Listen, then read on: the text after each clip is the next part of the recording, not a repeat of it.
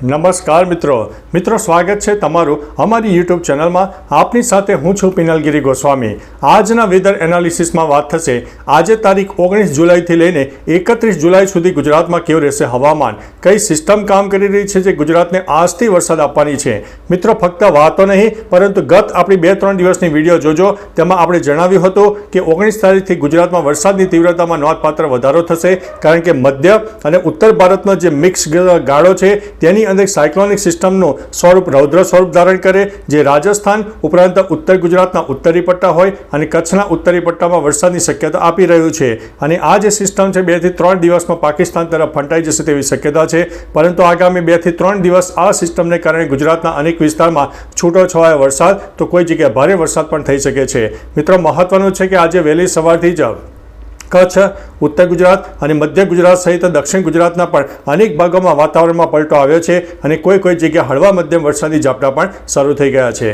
હવે મહત્વનું છે કે આગામી તારીખ કહી શકાય કે 25-26 તારીખની આસપાસ ફરીથી એક સાયક્લોનિક સિસ્ટમ સક્રિય થશે, ફરીથી એક વરસાદનો નવો રાઉન્ડ આવશે અને આનંદ સાથે જણાવીએ છીએ કે ગુજરાતમાં વરસાદની તીવ્રતા જે હતી તેમાં હવે સરેરાશ વરસાદનું પ્રમાણ 50% કે તેનાથી વધુ પણ જોવા મળી રહ્યું છે।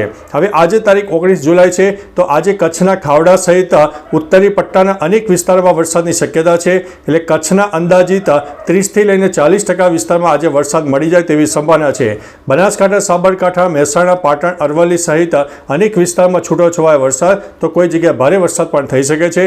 મધ્ય ગુજરાતમાં મહીસાગર, દાહોદ, પંચમહાલ, ખેડા, આણંદ, વડોદરા, છોટાઉદેપુર, નર્મદા અને ભરૂચના કોઈ વિસ્તારમાં છૂટાછવાયા વરસાદ અથવા તો કોઈ જગ્યાએ તૂટક વરસાદ જેમાં 5 મિનિટ, 2 મિનિટ કે 10 મિનિટના વરસાદ થઈ જાય।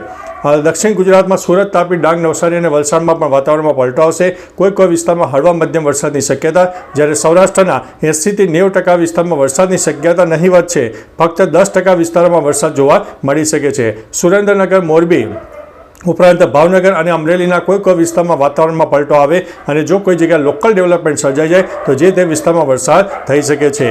મહત્વનું છે કે આગામી 3 દિવસ આપણને આવું વાતાવરણ જોવા મળશે અને ત્યારબાદ વરસાદનો એક મોટો વિરામનો રાઉન્ડ આવશે અને ફરીથી 25, 26, 27 તારીખ પછી ફરીથી એક નવો વરસાદનો રાઉન્ડ આવશે જે ગુજરાતને વરસાદ આપનારો છે। એટલે કે મહત્વનું છે કે હવે આપણને જે નોન સ્ટોપ વરસાદ મળતો હતો તેમાં હવે એક બ્રેક લાગી જશે, કોઈ દિવસે વરસાદ થઈ જશે તો વચ્ચે થોડો વિરામ પણ આપતા રહેશે અને આ રીતે આપણને કહી શકાય કે સમગ્ર જુલાઈ મહિનામાં આ રીતે આપણને તૂટક વરસાદની માત્રા જોવા મળવાની છે। ઓગસ્ટની વાત કરીએ તો ઓગસ્ટના પ્રથમ સપ્તાહમાં પણ વરસાદની તીવ્રતા વધુ લાગતી નથી, પરંતુ કોઈ જગ્યાએ જો મહત્વની સિસ્ટમ અને જોરદાર સિસ્ટમ સક્રિય થશે અને સેટેલાઇટ બેઝ અને એક પરિબળોના એનાલિસિસના આધારે જાણવા મળશે તો તમને તમામ પ્રકારની માહિતી આપી દઈશું, પરંતુ પ્રાથમિક અનુમાન મુજબ તારીખ 1 થી લઈને 8 ઓગસ્ટ સુધીમાં કોઈ ભારે વરસાદ થાય તેવી શક્યતા નથી, છૂટોછવાયા વરસાદની શક્યતા હાલ રહેલી છે। બાકી મિત્રો તમારા વિસ્તારમાં વરસાદનું પ્રમાણ કેવું છે? તાપ, તડકો, ઉઘાડ હોય, વરાપનો રાઉન્ડ હોય, વરસાદ પણ વહેલી સવારથી પડ્યો હોય તો ચોક્કસથી માહિતી મોકલજો અને વરસાદ તમારા વિસ્તારમાં પડતો હોય તો તેની 1 અથવા તો 2-3 મિનિટની વિડીયો ઉતારીને નીચે જેમને તમને ડિસ્ક્રિપ્શનમાં જે મોબાઈલ નંબર આપ્યો છે તેના ઉપર વોટ્સઅપ કરજો અને વિડીયો યોગ્ય લાગશે તો અમારી યુટ્યુબ ચેનલ ઉપર ચોક્કસથી લઈ લઈશું। તો ચાલો મિત્રો ફરીથી હવામાનની લેટેસ્ટ માહિતી અને વરસાદની લેટેસ્ટ માહિતી લઈને મળતા રહીશું, ત્યાં સુધી અમને રજા આપશો। નમસ્તે।